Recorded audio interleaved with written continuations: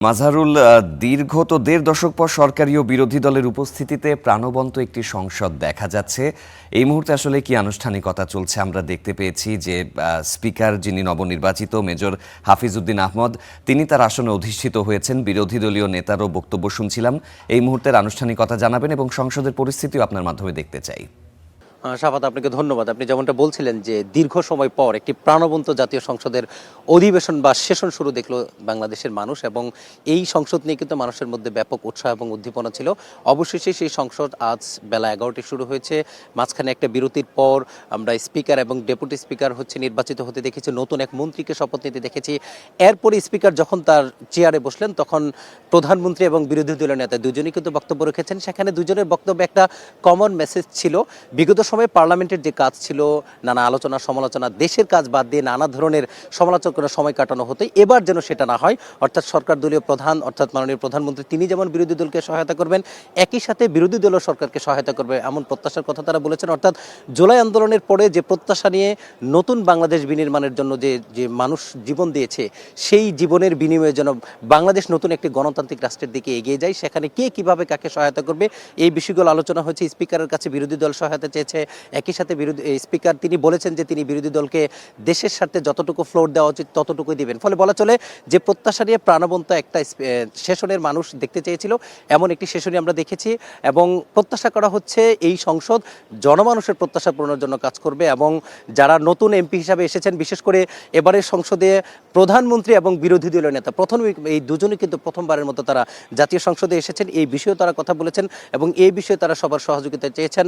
অর্থাৎ মুক্তিযুদ্ধের যে চেতনা ছিল, মুক্তিযুদ্ধের মানুষের যে স্বপ্ন নিয়ে এই দেশকে স্বাধীন করেছিল, সেই স্বাধীনতার যে উৎসাহ, যে লক্ষ্য, সেই লক্ষ্য নিয়ে 24-এর যে উৎসাহ উদ্দীপনা সব মিলিয়ে এই বাংলাদেশকে তারা নতুন দিকে এগিয়ে নিয়ে যেতে চান। এই জন্য দেশবাসীর সহযোগিতা চেয়েছেন এবং দেশের জনগণ তাদেরকে যে উদ্দেশ্যে এই জাতীয় সংসদে পাঠিয়েছেন সেখানে তারা জাতির জন্য কাজ করবেন এমন প্রত্যাশার তারা কথা বলেছেন। ফলে বেলা 11টায় শুরু হয় এই অধিবেশন। এখনও রাষ্ট্রপতি বক্তব্য দেননি।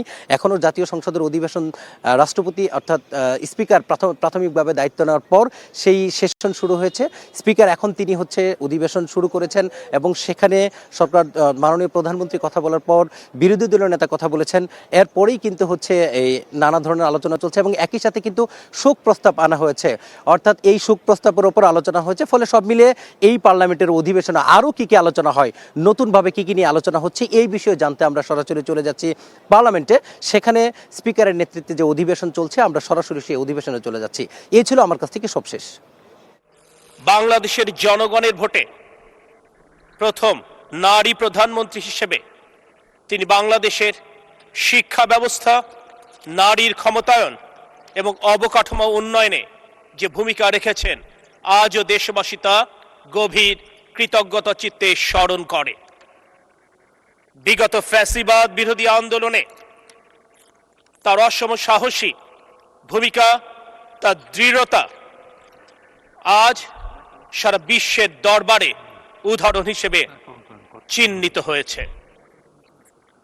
তিনি নিজের সন্তান, নিজের পরিবার এবং নিজের শরীরের কথা চিন্তা না করে সমগ্র দেশবাসীর গণতান্ত্রিক অধিকার ফিরিয়ে আনবার লড়াই করতে গিয়ে তিনি কার্যত আত্মত্যাগ করেছেন।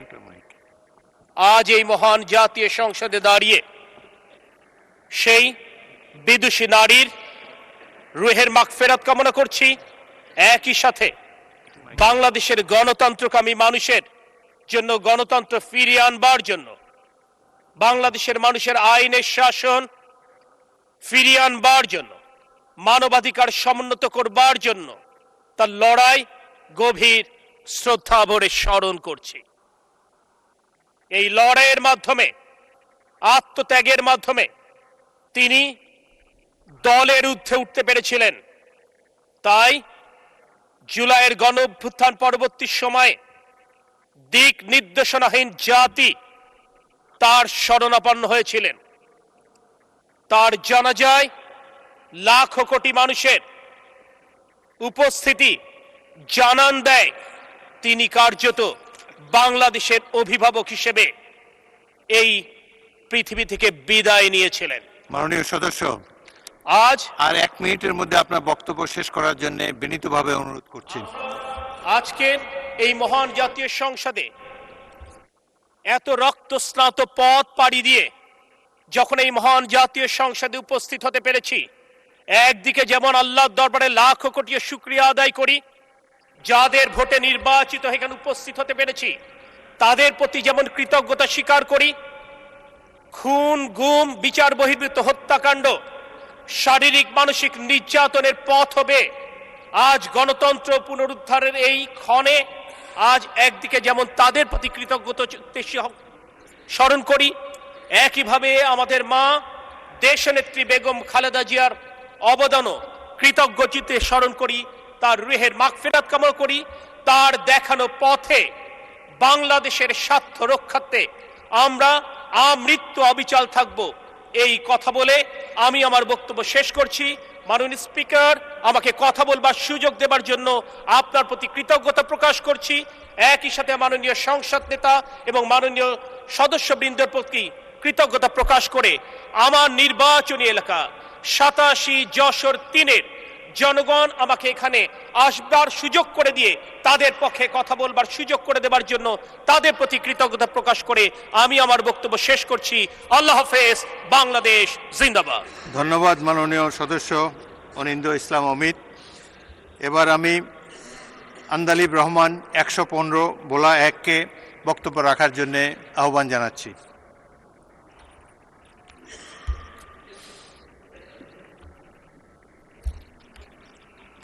ধন্যবাদ মাননীয় স্পিকার। সবাইকে আসসালামু আলাইকুম। এই সংসদের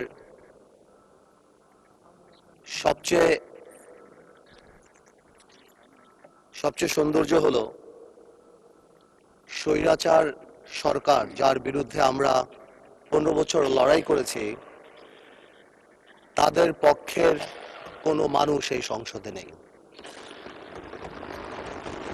এই একটা জায়গাতে আমরা একটা কমন থ্রেড রেখে দিয়েছি যে আমরা সবাই গণতন্ত্রকে সামনে রাখব, আর যেই আত্মত্যাগ, যে হাজার হাজার মানুষের আত্মত্যাগ এবং যেই শহীদদের কথা এই সংসদ যখন আরম্ভ হলো সরকার দল থেকে এবং বিরোধী দল থেকে যে বলা হলো, যাদের নাম নেওয়া হলো, স্মরণ করা হলো, এই সবার প্রতি জানি সম্মান রেখেই আগামীতে আমরা এই সংসদ চালাতে পারি, আমরা জনগণ ও মানুষের কথা বলতে পারি, সেটাই আমি আশা করব।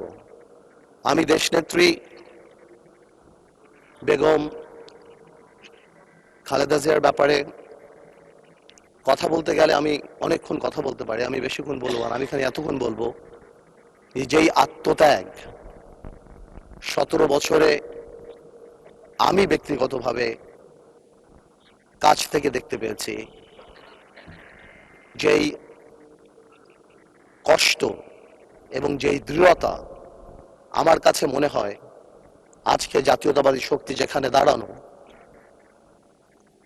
যে মরহুম বা মৃত দেশনেত্রী খালেদা জিয়া জীবিত খালেদা জিয়ার চেয়ে অনেক বেশি পাওয়ারফুল, অনেক বেশি শক্তিশালী। এবং আজকে এটাও মাথায় রাখতে হবে আমাদের সবাই যে কোনোভাবেও আমরা আমাদের দেশ নেত্রীর এই আত্মত্যাগকে কোনোভাবেও আমরা আন্ডারমাইন না করি আগামী দিনগুলোতে। আপনাদের সবাইকে ধন্যবাদ। ধন্যবাদ মাননীয় সদস্য।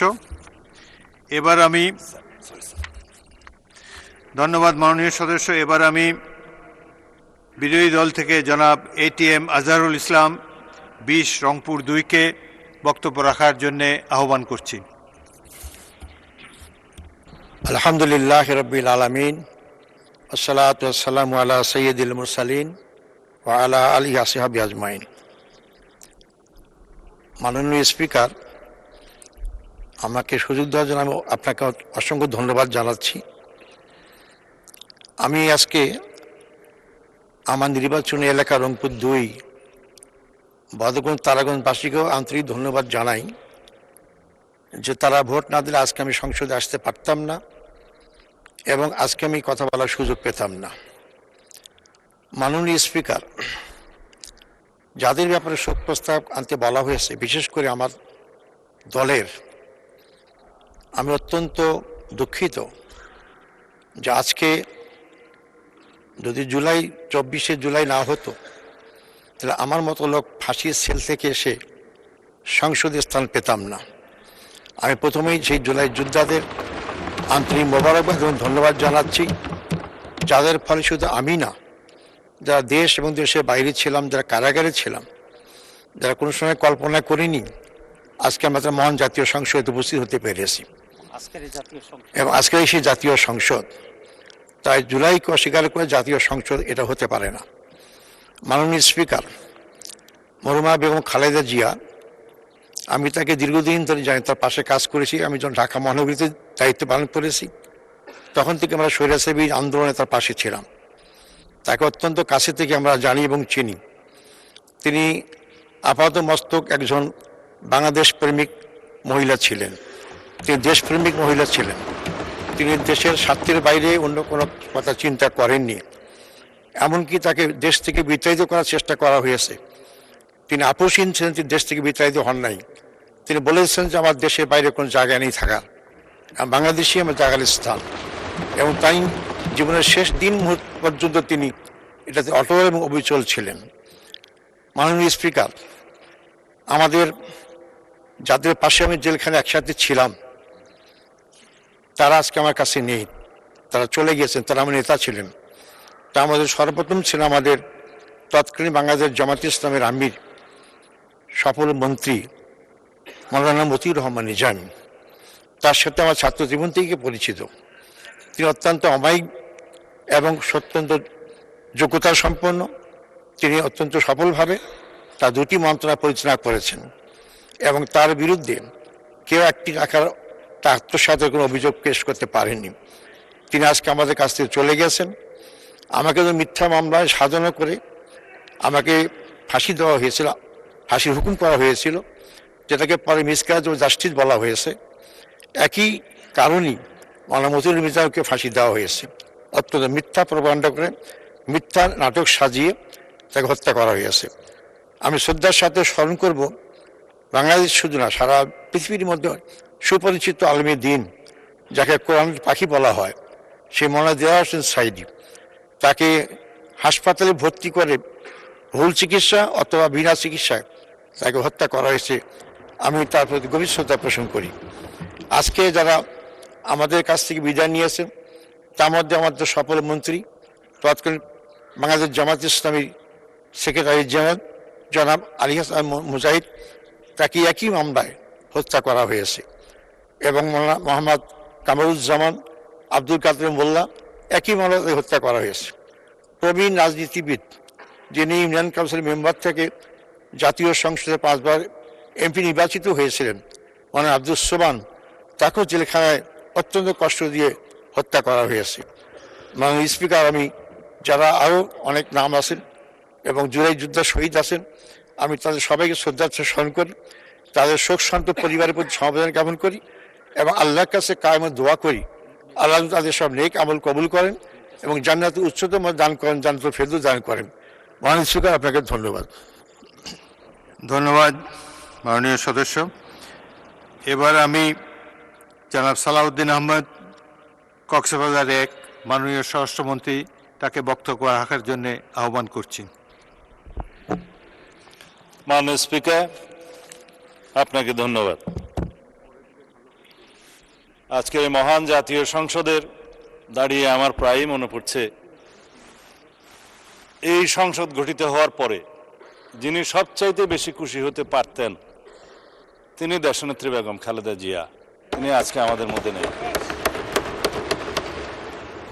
দীর্ঘ 45 বছরও বেশি আমি দেশনেত্রী বেগম খালেদা জিয়ার সহকর্মী হিসাবে, কখনো কর্মচারী হিসাবে, কখনো সংসদ সদস্য হিসাবে, কখনো মন্ত্রী হিসাবে, কখনো দলের নেতা হিসাবে তার ছায়া তুলেছিলাম, স্নেহের ছায়া তুলেছিলাম, নেতৃত্বে ছিলাম। অনেক আন্দোলন, অনেক সংগ্রাম, অনেক ত্যাগ তিতিক্ষা, কিন্তু তার সাথে পৃথিবীর কোনো ত্যাগের কোনো তুলনা করা যায় না। তিনি একসময় সামরিক স্বৈরাচার বিরোধী আন্দোলনে নেতৃত্ব দিতে দিতে গণতন্ত্রকে অবমুক্ত করেছিলেন, সামরিক স্বৈরাচারকে হটিয়েছিলেন, খেতাব পেয়েছিলেন দেশনেত্রী। তখন আপসহীন নেত্রী হিসেবে তিনি খেতাব পেয়েছিলেন। তারপরে গণতন্ত্রের যে যাত্রা 1991 সালে শুরু হলো, সংসদীয় গণতন্ত্রের যাত্রা শুরু করলেন। তার হাত দিয়ে এদেশে সংসদীয় গণতন্ত্রের পুনরায় যাত্রা শুরু হয়েছিল। তার হাত ধরেই এদেশে তত্ত্বাবধায়ক সরকার পদ্ধতি চালু হয়েছিল এবং তার হাত ধরেই বাংলাদেশে গণতন্ত্র এবং নারী শিক্ষার অগ্রগতি হয়েছিল অভূতপূর্ব। 2001 সালে তিনি যখন আবার প্রধানমন্ত্রী নির্বাচিত হলেন, আজকে আপনারা অনেকেই এই শোক প্রস্তাবে বলেছেন 3 বারের প্রধানমন্ত্রী। তিনি আসলে 4 বার শপথ নিয়েছেন প্রধানমন্ত্রী হিসেবে। 1991 সালে প্রধানমন্ত্রী হিসেবে তখন রাষ্ট্রপতি শাসিত সরকারের সময় একবার প্রধানমন্ত্রী হলেন। তারপরে সংসদীয় পদ্ধতির সরকার ব্যবস্থা চালুর পরে তিনি আবার শপথ গ্রহণ করলেন, দ্বিতীয়বার প্রধানমন্ত্রী হলেন। তৃতীয়বার প্রধানমন্ত্রী হলেন 2001 সালে এবং চতুর্থবার 1996 সালে ষষ্ঠ জাতীয় সংসদে তিনি প্রধানমন্ত্রী নির্বাচিত হলেন। এই 3 বার, চতুর্থবার 2001 সনে প্রধানমন্ত্রী নির্বাচিত হলেন। তিনি অপরাজিতা। বাংলাদেশের রাজনীতিতে এরকম আর কোনো নজির নাই, উপমহাদেশে আছে কিনা জানি না।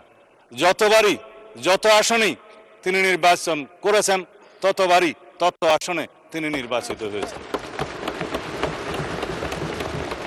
তিনি আপসহীন দেশনেত্রী হিসেবে খেতাব পেয়েছেন। বিগত সময়ে স্বৈরাচার বিরোধী সামরিক স্বৈরাচার বিরোধী আন্দোলনের সময়ের ধারাবাহিকতায় বাংলাদেশের গণতন্ত্র যার হাত দিয়ে বারবার অবমুক্ত হয়েছে, সেই ধারাবাহিকতায় ফ্যাসিবাদ বিরোধী গণতান্ত্রিক আন্দোলনে অবিরাম সংগ্রামের মধ্য দিয়ে তার নজিরবিহীন ত্যাগের নজির স্থাপন করে তিনি খেতাব পেয়েছেন বাংলাদেশের মানুষের কাছে দেশনেত্রী এবং গণতন্ত্রের মা। আজকে সেই গণতন্ত্রের মা আমাদের মধ্যে নেই। তিনি নেই, কিন্তু তিনি আছেন বাংলাদেশের প্রতিটি মানুষের অন্তরে। সারা পৃথিবীর গণতন্ত্রকামী প্রত্যেক মানুষের অনুপ্রেরণা হিসেবে তিনি জীবিত থাকবেন তাদের অন্তরে। তিনি যদিও আমাদের মধ্যে শারীরিকভাবে নেই, সারা পৃথিবীর মানুষের গণতন্ত্রের অনুপ্রেরণা হিসাবে তিনি সারা পৃথিবীর মানুষের মধ্যে জীবিত থাকবেন, জাগরুক থাকবেন। তিনি আমাদের অনুপ্রেরণা জুগিয়ে যাবেন। তার সেই নেতৃত্ব, গণতন্ত্রের জন্য অপরিসীম ত্যাগ এবং তার সংগ্রামের কাহিনী আজীবন বাংলাদেশের ইতিহাস যতদিন থাকবে ততদিন দেশের মানুষ স্মরণ রাখবে এবং অনুপ্রাণিত হবে। আজকে দীর্ঘ আলাপ করার সময় নেই, কিন্তু তার জীবনে নিয়ে আলাপ করতে গেলে জাতীয় সংসদের অধিবেশন একটি কেন, প্রত্যেকটা অধিবেশনই যেন কম হয়ে যাবে। সুতরাং আমি আজকের এই মহান জাতীয় সংসদে, যেহেতু আমাদের দীর্ঘ 17 বছরের রক্তের উপর দাঁড়িয়ে, যেই গণতান্ত্রিক সংগ্রামের উপরে দাঁড়িয়ে শহীদের আকাঙ্ক্ষার ভিত্তিতে যে ভিত্তি নির্মাণ হয়েছে, তার ভিত্তিতে আমরা এই জাতীয় সংসদে দাঁড়িয়ে আছি। সেই জন্য আমি আজকে সময় বেশি নেব না।